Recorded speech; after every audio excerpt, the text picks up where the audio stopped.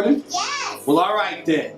Truth at 5 o'clock shadow, and I am here with the one and only Dred St. Mike. Dred St. Mike in the building. We are here to talk about Massacre Battle Association tax season. Someone had to die. We had to talk about it, man. So a lot of stuff happened. A lot of things that we have to discuss because they're going to have another event in June. I think June or July. June.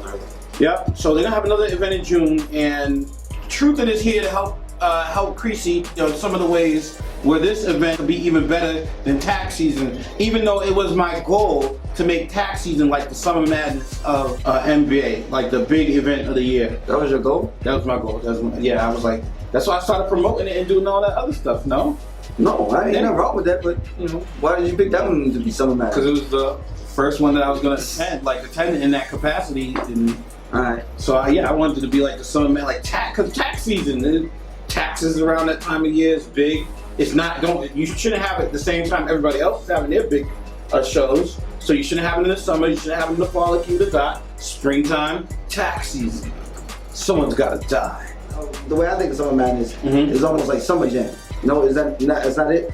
Like when you put the best battles together, the biggest anticipated battle. Right. To keep it a buck though, the way they was promoting it, Cracks versus Seymour was like a really anticipated battle because it was like a battle of the bullies. Yeah, now were you there when Seymour? I had to work, man. I got there for the really just like I got there for the middle of I think he's Live Mike, right? Live Mike in the dude from 401 from Brabant, from Rhode Island. Right. I got there from there and then won. And after you left, I was tight. I didn't see. Is that booze? They're booing you. I paid, baby. I got there what I could. I'm working. I had to pay. Okay. All right. Yeah, you got my $10 then. All right. So off the top of your head, if you name 3 takeaways off the top of your head that you came away from the event, what were the 3 takeaways you got?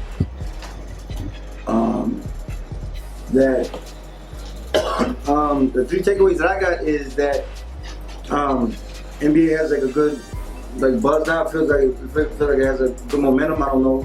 That's what it felt like to me. 2, it felt like that you look like the marriage between Truth and NBA is a good one, and that's starting to form and move nicely. And my last takeaway is that. Shout out to Creasy. I know he can only do so much by himself. Is that NBA has to take needs to be proactive. In my opinion, needs to be proactive on a lot of things, on a number of things in terms of facilitating these events and making sure everything comes off in the best way possible. Right. So, of course, the first thing that I took away from the event was the fight and how crazy it got. How the atmosphere went from an atmosphere of it was a lot of love. A lot of people was giving love, like in all the battles, even when the Premier, shout out to Premier Rap Battle League, even when they were like, it's us, we here, and we're here to announce that we're better. We want competition with NBA.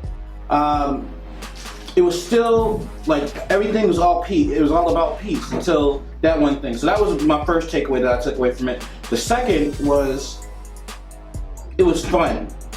Like I don't like going out for reasons such as like that. Right. And then for some reason, I don't know what it is about me, but whenever I used to go out, I seem to attract that kind of stuff. So that's why I'm like against going out. But I went out and I had going out with me before. Yeah, man. Like it just seemed like whenever I would go out, bad things happen. So I kind of shied away from it, especially getting older. Didn't want to be involved in it. Right. But so I went to this one. Even brought my daughter because they haven't had any incidents in their 4-year existence. And the one time where I trusted and like, yeah, let me bring my daughter too so we can do some production, something popped off. And,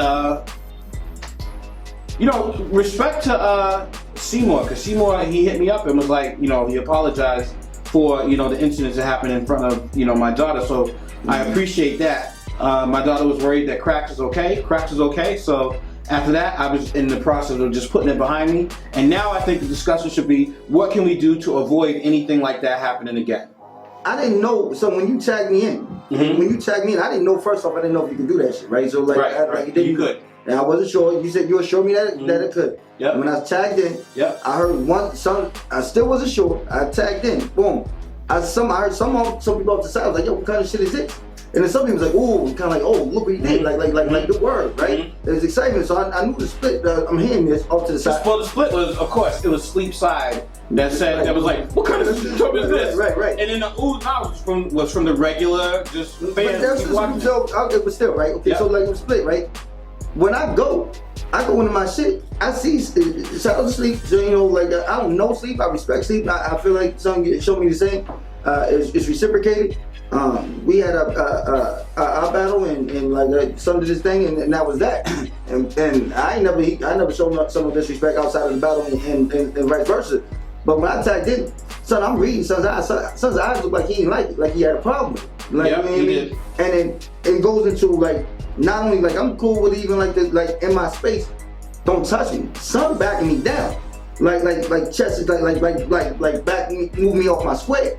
If this touching shit is a thing in battle rap, niggas I battle like niggas is not faking. You round with don't touch niggas because that's not rapping no more. Right. That's a different game. You want to take it to this, son.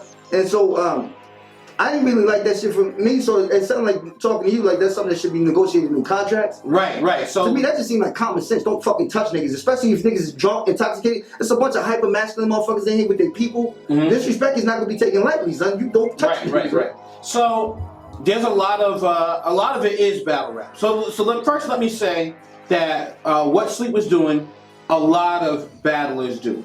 Like when I was battling Sleep was like when I was talking, Sleep was giving me my space. Right. But then when he started going, it was like our bellies kept touching, and I don't know, like it was making me feel uncomfortable. But I wasn't getting mad because I was like, this happens in battle rap. Now, like there was other things done like in other battles, like when Seymour with the hat, I was like, that can't be tolerated because I've seen it in other battles where stuff like the going face to face and bellies touching is tolerated, but that's not.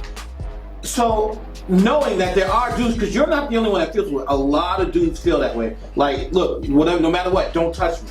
Like K-Rock, he's a battler. He gives people his space. But as soon as dudes come close to him like that and he gets too close, he's like, yo, don't touch me. No matter what, don't touch me. And it always, a couple times in URL, it's gotten to that point. But the difference is that they have Beasley, and Beasley's kind of like a big dude. He gets in between, and he keeps crew separated. He doesn't let it get escalated to that point. So another thing I think should happen is the contracts. So now when you put in the contract, no touching. There's battlers in NBA, such as Live Mike, Motion. There's a lot of them who aren't about that touching stuff, who don't really, they like to keep it more to the bars. Right. Some people feel like the touching is part of performance.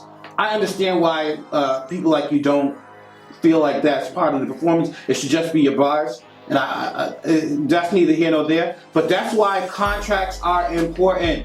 Put in the contract, if you touch me, then that's a violation. You did some sort of penalty that comes with that. You can't just, you can't touch people. I really think Creasy, he does have people that stand up on the stage, and they all are NBA. But I think he should have some of them on some, I'm neutral. For every battle, I'm neutral. Because when someone says something about one person in the NBA, all them dudes even standing up there like, well, what'd he say? What'd you say? Right. And then they ready to go against whoever. So that's like almost like a powder keg sometimes.